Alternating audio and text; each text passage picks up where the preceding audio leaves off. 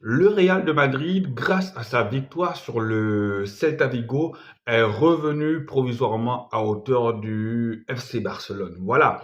Le FC Barcelone reste toujours malgré tout leader grâce à une différence de but marquée.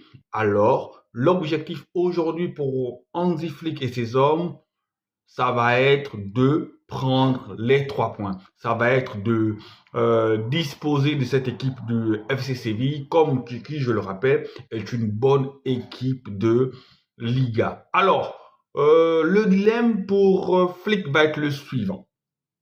Est-ce qu'il va falloir faire jouer ces internationaux, faire jouer ces joueurs qui ont eu à disputer les matchs de la trêve internationale, ils ne sont pas revenus indemnes. On a le cas de Lewandowski qui n'a pas joué toutes les rencontres, qui a eu une gêne musculaire qui est sortie. On a aussi le cas de Lamine Yamal qui a dû revenir en Espagne et ne pas continuer à jouer avec la Rora.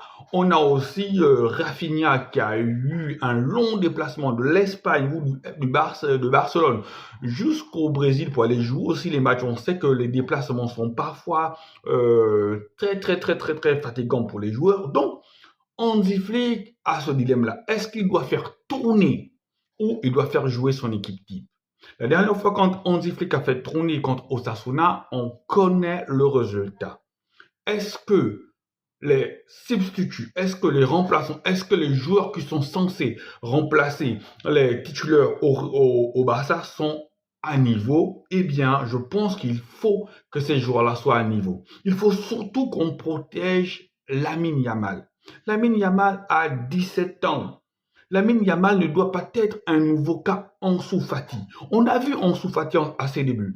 Ansu Fati à ses débuts était donné comme étant le nouveau Messi. Ansu Fati était ce joueur-là sur qui le FC Barcelone fondait tous ses espoirs pour prendre la relève de Lionel Messi. Et il ne faut pas que Lamine Yamal soit le nouveau cas Ansu Fati. Il faut que Lamine Yamal soit préservé. Il faut que Lamine Yamal soit reposé. Le Barça a besoin d'un Yamal en pleine forme, en pleine santé, au sommet de sa force. C'est un joyau, c'est un œuf, c'est un bijou qu'il va falloir protéger. Mais il va aussi falloir que de l'autre côté, Lamine Yamal apprenne à comprendre que il est encore jeune. Je comprends, il a le talent. Lui-même, il estime qu'il peut jouer tous les matchs. Mais son développement physique, musculaire n'est pas encore achevé. Donc, Lamine Yamal doit comprendre que parfois, il y a certains matchs qu'il devra faire l'impasse. Ce n'est pas pour le sanctionner, c'est aussi pour son bien. Donc, je pense que pour ce match-là, même s'il y a le danger, Lamine Yamal devra être préservé. Rafinha aussi. Lewandowski aussi, mais je pense que ça va être difficile pour Hansi Flick de se passer de tout ce monde-là. Peut-être les faire jouer selon les circonstances du match, peut-être les faire jouer les 30 dernières minutes ou les 20 dernières minutes.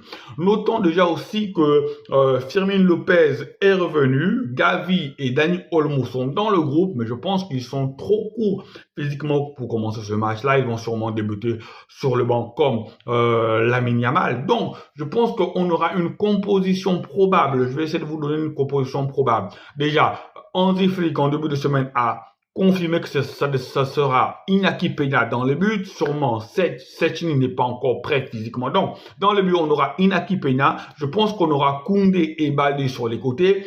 En défense centrale, on aura Koubarsi et sûrement Inigo Martinez. Mais je vous avouerai que Inigo Martinez, j'ai pas trop confiance. Quand Inigo Martinez est dans cette défense du FC Barcelone là, eh bien, j'ai toujours peur à chaque intervention. Donc, Koundé, Koubarsi, Inigo Martinez, Baldé.